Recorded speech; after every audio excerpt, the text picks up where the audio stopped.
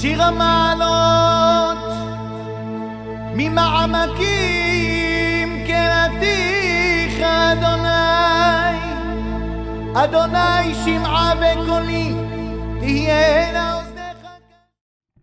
Mes amis, je voudrais finir ce cours-là que je vais vous dire avec quelque chose de magnifique que j'ai compris cette semaine. Cette semaine, si Dieu veut, c'est le mois de ma mère.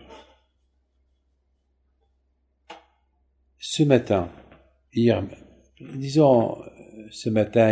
soir, j'ai dormi trop tard hier soir, j'étais en train de penser le kavod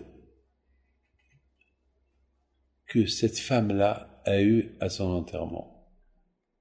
C'est la première fois à Ashdod que des milliers de personnes vont accompagner une femme sainte à sa dernière demeure. Hier soir, j'étais en train de réfléchir, c'était quoi sa grandeur? Et puis, je me suis rappelé de deux choses. La semaine dernière, mon frère, il m'a montré un petit vidéo, le dernier vidéo lorsqu'elle a parlé. Lorsqu'ils l'ont pris à l'hôpital et était vraiment abattue. Elle était très malade. Ils l'ont mis sur une chaise. Entre-temps, ils attendaient pour qu'on lui prépare la chambre où ils allaient la mettre. Et puis après, ils vont l'endormir, lui faire la dialyse. Et à partir de là, elle ne s'est plus réveillée. Et là, il y a une jeune fille qui lui dit, Ima, Eva, tu as faim? Et ma mère, difficilement, elle répond, Ve'at, achalt, et toi, tu as mangé? Alors, elle lui dit, Ima, Ani Beseder, maman, Ima, moi, ça va, mais est-ce que tu as faim? Et ma mère, elle répond encore doucement, Ve'at, achalt, et toi, tu as mangé? Tochli. Là, Rabotaï, j'ai compris la grandeur d'une sadéquette. Avant qu'elle pense à elle, elle pense à l'autre. Maintenant, la jeune, elle est jeune. Il lui demande, toi qui es malade, toi qui n'as pas mangé déjà depuis ce matin, est-ce que tu veux que je t'apporte à manger? Et qu'est-ce qu'elle, elle répond? Moi, tu m'oublies. Est-ce que toi, tu as mangé? Peut-être toi, tu manges la première. Ça, c'est les dernières phrases de Hesed qui sont sorties de sa bouche. Voilà comment on mesure la grandeur d'une personne. Et puis, autre chose, c'est ce que je pensais hier soir. Ce matin, je me lève, je viens, je fais ma prière, et je reçois une lettre. Un email. Il y a un qui s'appelle Monsieur Jonathan, je ne veux pas dire le nom de famille.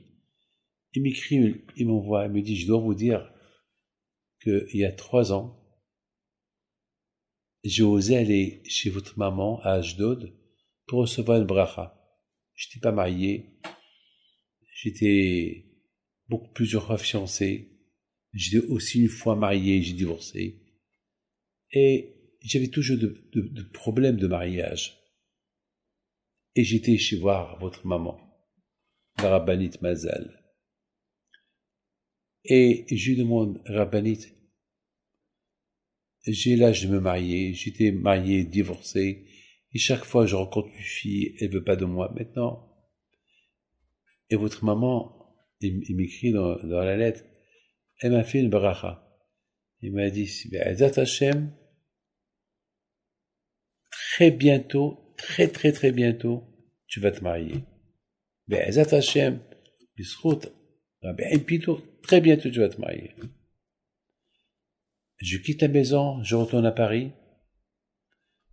De l'aéroport, j'ai été voir sa mère, qui est à un magasin. Et dès que ma mère, elle me voit, elle me dit, tu sais, j'ai une fille pour toi. Alors je dis à maman, et quelle fille tu as pour moi? Eh ben, j'ai une fille pour toi, tu vas voir. J'ai pensé à une fille pour toi. Ce matin, je pensais à une fille pour toi, que j'ai rencontrée. Elle me présente la fille. Je me suis marié avec elle. J'ai eu une fille avec elle. Je l'ai appelée Mazal. Sur le nom de la rabbinite Mazal Pid.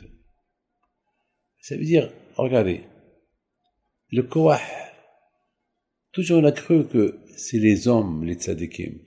C'est les hommes qui bénissent. C'est pas vrai.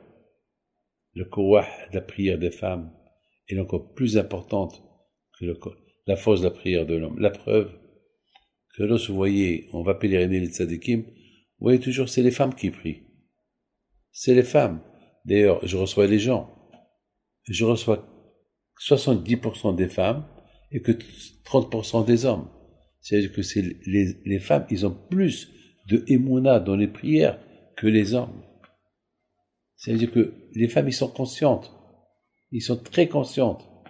Parce que c'est les femmes qui ils ont besoin de tous les besoins. Parce que l'homme, d'ailleurs, il y a une différence lorsque les hommes, ils viennent chez moi pour demander des prières. Ils vont demander des prières pour le business, pour le travail, pour des choses qui les concernent. Par contre, les femmes, lorsqu'ils viennent, ils viennent toujours, ils demandent des brachot pour la santé, pour des brachot que les hommes ne vont pas demander. Regardez, à la sortie de l'Égypte, on voit que les hommes, lorsqu'ils ont traversé la mer, ils ont chanté, mais on a vu que les femmes, lorsque ils ont commencé à chanter, ils ont préparé les tambours, ils ont préparé des flûtes, ils ont préparé des instruments musicaux. Alors je me suis posé la question, pourquoi les hommes, ils n'ont pas préparé ça aussi? Pourquoi que les femmes seules? C'est de là, vous voyez que les femmes, ils ont approfondi leur pensée. Ils ont dit, puisqu'on va chanter à Kadosh Baruch Hu pour les miracles qu'il nous a fait, alors on chanter avec la musique, avec des instruments musicaux. Alors que les hommes, ils ont chanté avec la bouche, pas sans instrument. Pour vous dire que lorsque la femme, elle pense jusqu'au bout, elle pense bien. Avec que Dieu fasse que Kadosh Baruch Hu vous donne à vous tous la santé, bracha v'atzlacha, et les écoutes de cette tzaddiket, ma mère, Zchoneh bracha, soit avec vous, mes cœurs. של אדוני משומרים לבוקר, שומרים לבוקר. יחל ישראל אל אדוני, כי עם אדוני החסד, והרבה עמו פדות. והוא יפדה את ישראל מכל עוונותיו.